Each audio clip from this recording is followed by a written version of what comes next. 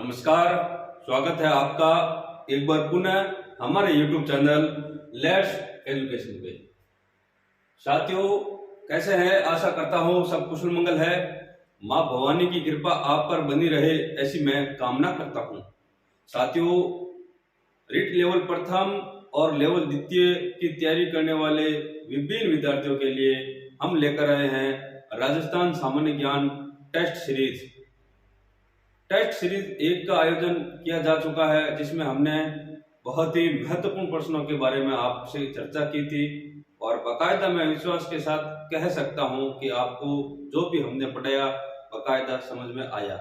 साथियों, यदि आप हमारे YouTube चैनल पर पहली बार पधारे हैं तो आपसे रिक्वेस्ट है आप हमारे YouTube चैनल को सब्सक्राइब कीजिए और यदि आपको हमारा वीडियो पसंद आता है तो प्लीज लाइक कीजिए, कमेंट कीजिए और हमारे इस वीडियो को आगे से आगे शेयर कीजिए। तो साथियों, आज राजस्थान सामान्य ज्ञान टेस्ट सीरीज भाग 2 के कुछ महत्वपूर्ण प्रश्नों के बारे में चर्चा करते हैं। साथ में नोट्स बनाते हुए चलिए ताकि परीक्षा के समय आपको किसी भी प्रकार की परेशानी न हो। साथियों, आज का पहला सवाल है, राजस्थान का क्षेत्रफल भारत के क्षेत्रफल का कितना प्रतिशत है? राजस्थान का क्षेत्रफल भारत के क्षेत्रफल का कितना प्रतिशत है?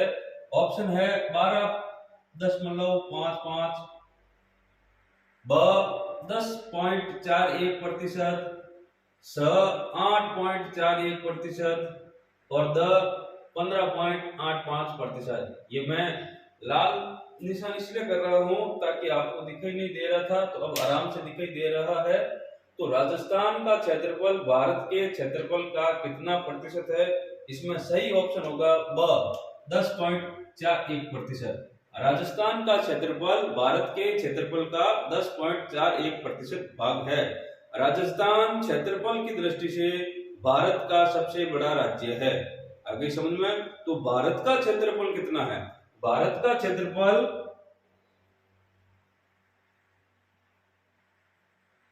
32,87,263 वर्ग किलोमीटर। 32,87,263 वर्ग किलोमीटर है। क्षेत्रफल की दृष्टि से भारत का विश्व में 7वां स्थान है। क्षेत्रफल की दृष्टि से भारत का विश्व में कितना स्थान है? 7वां स्थान है। भारत से 6 देश ऐसे हैं जो क्षेत्रफल की दृष्टि से बड़े हैं। नंबर 1 रूस, नंबर 2 कनाडा। मैं आपको लिख के बता देता हूं। नंबर 1 पर है रूस,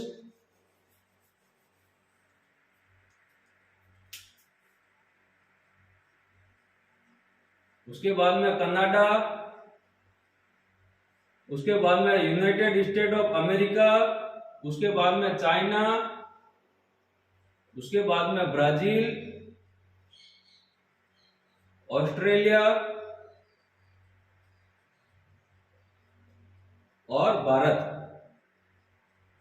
तो भारत का कौन सा स्थान है? 7वां स्थान है। नंबर 1 पे रूस, 2 पे कनाडा, 3 पे अमेरिका, 4 पे चीन, 5 पे ब्राजील, 6 पर ऑस्ट्रेलिया और 7 पर भारत। तो क्षेत्रफल की दृष्टि से भारत का विश्व में 7वां स्थान है। आगे समझ में साथियों, अगला प्रश्न,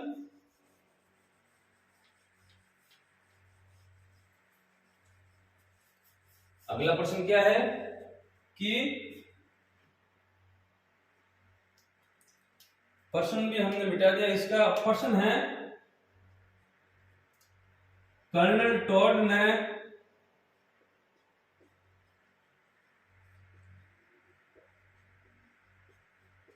हिंदू ओलंपस किसे कहा?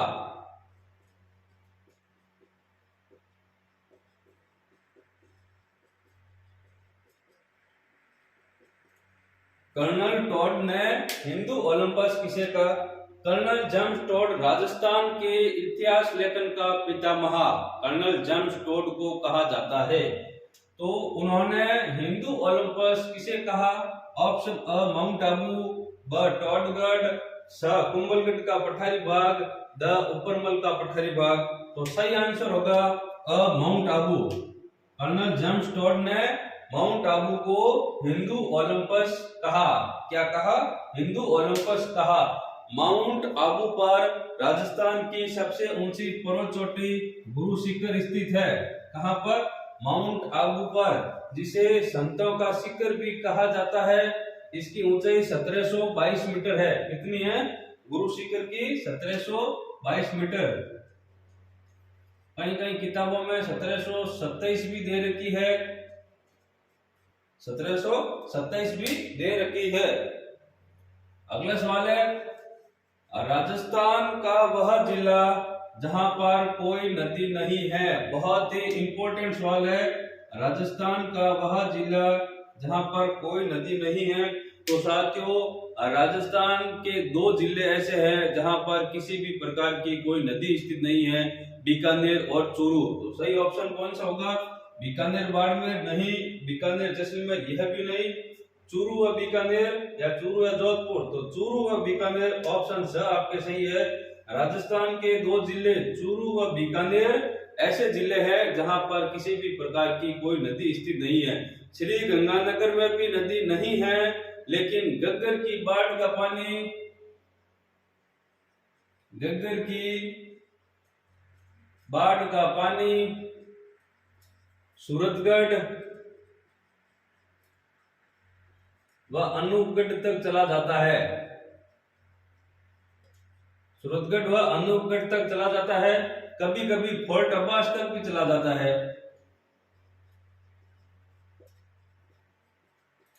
कभी कभी फोर्ट अब्बास तक भी। ये कहां पर आया हुआ फोर्ट अब्बास? बहावलपुर, पाकिस्तान। पाकिस्तान तक भी चला जाता है।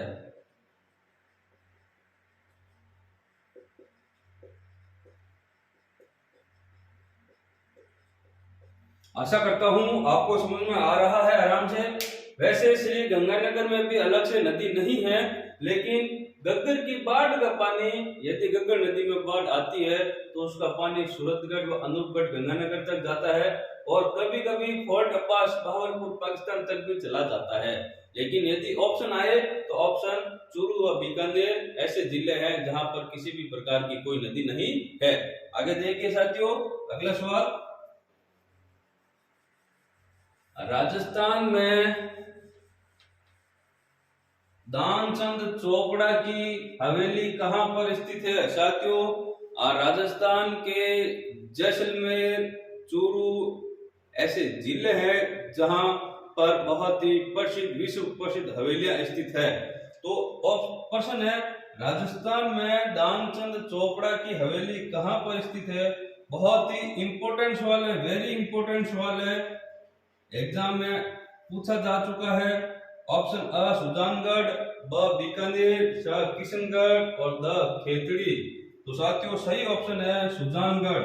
राजस्थान में दानचंद चोपड़ा की हवेली कहां पर स्थित है? सुजानगढ़ में स्थित है। अगला सवाल साथियों,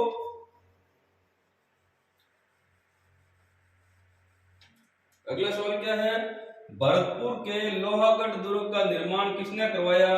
ऑप्शन आपके सामने दे रखा है, राजा अभय सिंह, राजा सूरजमल, राजा बदन सिंह या राजा माधो सिंह। तो इसका सही ऑप्शन होगा भरतपुर के लोहागढ़ दुर्ग का निर्माण सन 1733 में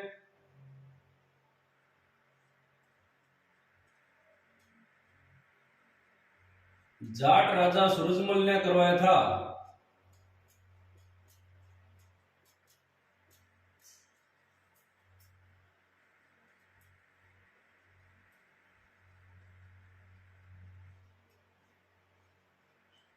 सही ऑप्शन क्या होगा? ब इसका सही ऑप्शन होगा। इसको बनने में लगभग 8 वर्ष का समय लगा।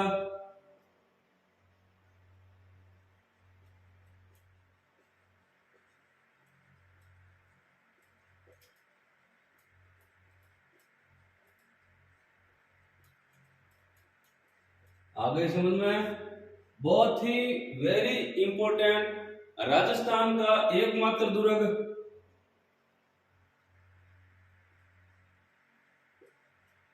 जिसको न तो मुगल जीत सके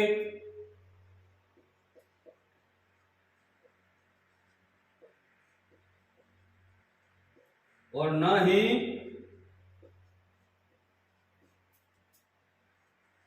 अंग्रेज जीत सके। साथियों,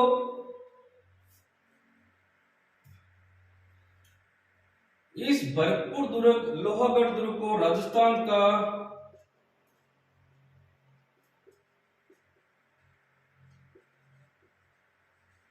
पूर्वी सीमा का प्रहरी कहा जाता है।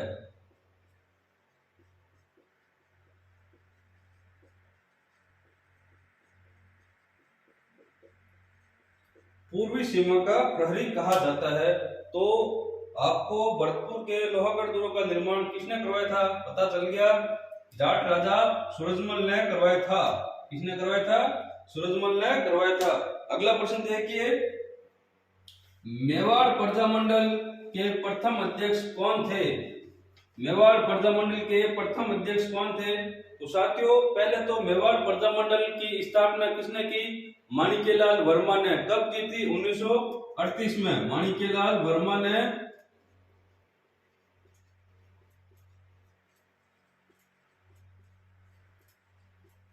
1938 में की थी।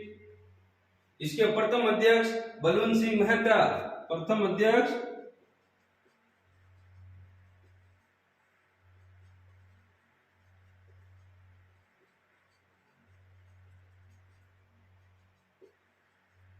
बलवंत सिंह मेहता को बनाया गया था। तो साथियों, आपको हमारा जो हम ये वीडियो के माध्यम से आपको पढ़ा रहे हैं कैसा लग रहा है, प्लीज लाइक कीजिए, शेयर कीजिए और हमारे यूट्यूब चैनल को अधिक से अधिक सब्सक्राइब कीजिए। साथ में साथियों नोट्स भी बनाते हुए चलिए। अगला प्रश्न है, दिवेर का युद्ध कब हुआ? प्रश्न संख्या 7।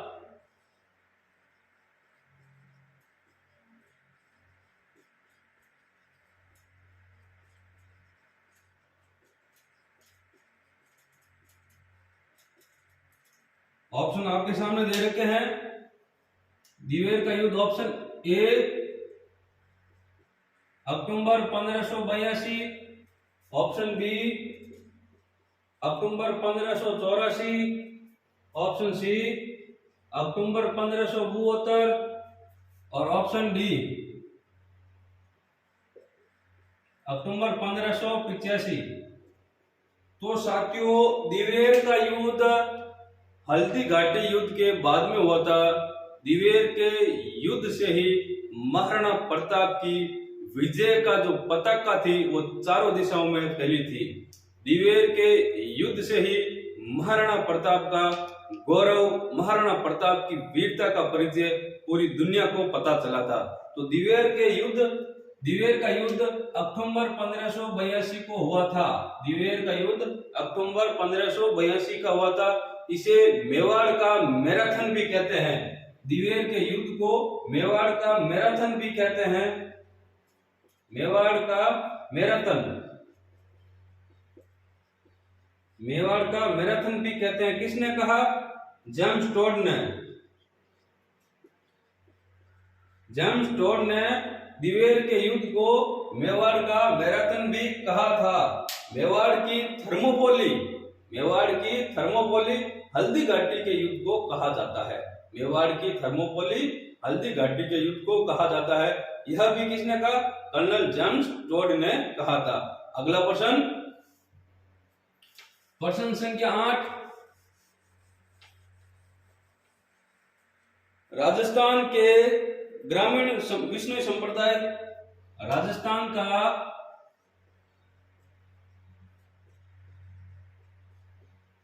ग्रामीण विष्णु संप्रदाय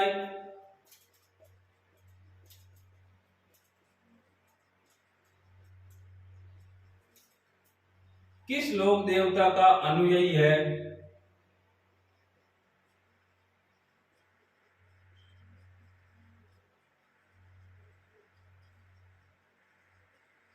किस लोक देवता के अनुयायी है? ऑप्शन आपके सामने दे रखे हैं। बाबूजी,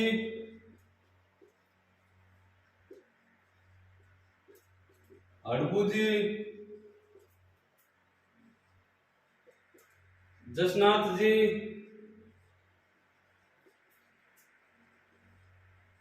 जाम्बो जी। साथियों, प्रश्न से ही आपको पता चल गया होगा कि राजस्थान का ग्रामीण विष्णु संप्रदाय किस लोक देवता के अनुयायी है। तो सही ऑप्शन होगा जाम्बो जी के अनुयायी है। जाम्बो जी कौन थे? जाम्बो जी का जन्म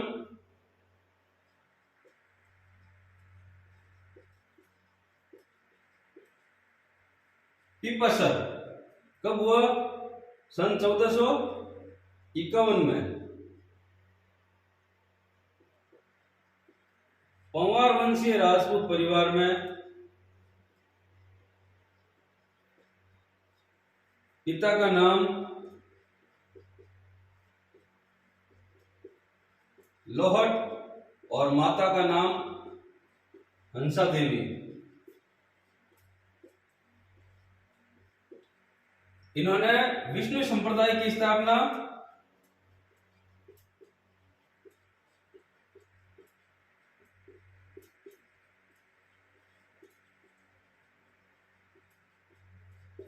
सन 1485 में की थी। इनके अनुयायी, विष्णु संप्रदाय के अनुयायी 29 नियमों का पालन करते हैं।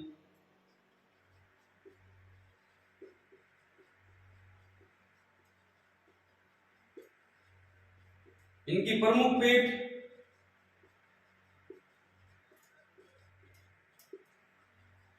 मुकाम तालवा,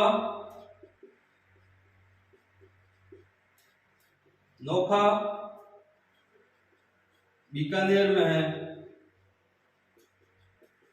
इनकी प्रमुख पीठ मुकाम तालवा, नोखा, बीकानेर में है। अब बात करते हैं बाबूजी की। बाबूजी कौन थे? तो साथियों, बाबूजी राठौड़ राजवंश के बाबूजी कौन थे?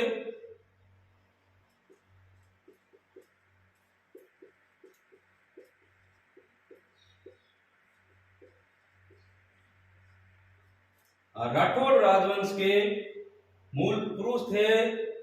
राठौड़ राजवंश से संबंधित थे। इनका जन्म राठौड़ राजवंश में हुआ था। कब हुआ था? 1296 में जोधपुर के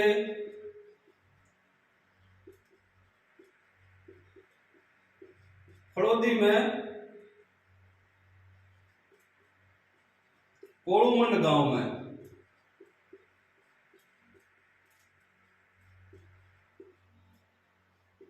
कोड़ूमंड गांव में हुआ था।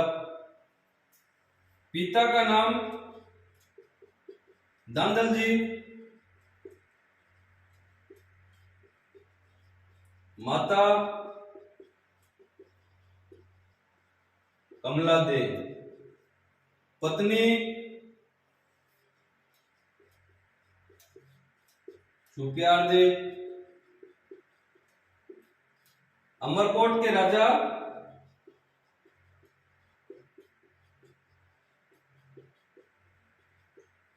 सूरजमल छोटा की पुत्री थी।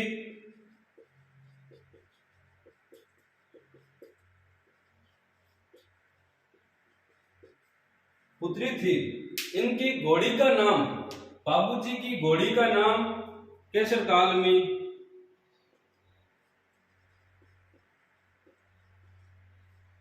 केसर कालमी।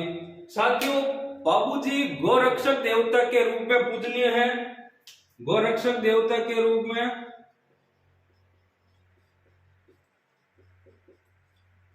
गोरक्षक देवता के रूप में पूजनीय है, क्योंकि यह फेरों के बीच में से ही उठकर देवल चारनी की गायों को अपने बहनोई जिंदराव खिच्ची से छोड़ाकर शहीद हो गए थे। देवल चारनी कौन थी? देवल चारनी से यह अपनी घोड़ी केसर कालमी मांग कर लाए थे। देवल चारनी से, तो देवल चारनी की घोड़ी, देवल चारनी की गायों को अपने बहनोई जिंदराव खिच्ची से, बहनोई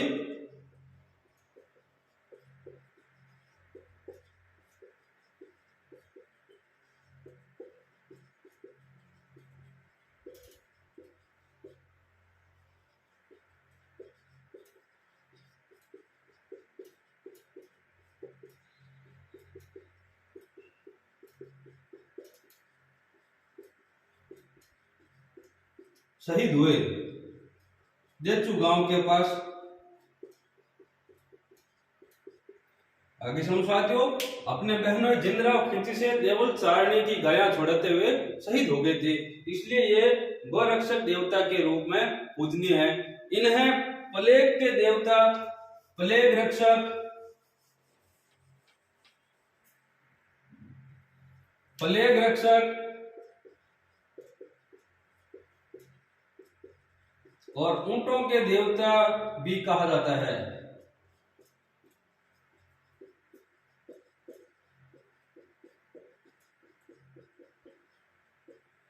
ऊंटों का देवता इसलिए कहा जाता है क्योंकि मारवाड़ में ऊंट लाने का श्रेय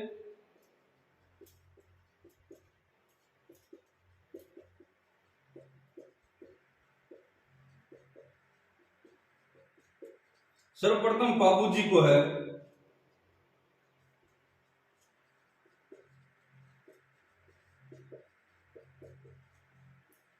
सर्वप्रथम किसको है? बापू जी को। ऊंटों की पालक जाति राइका या रेबारी के आराध्य देव है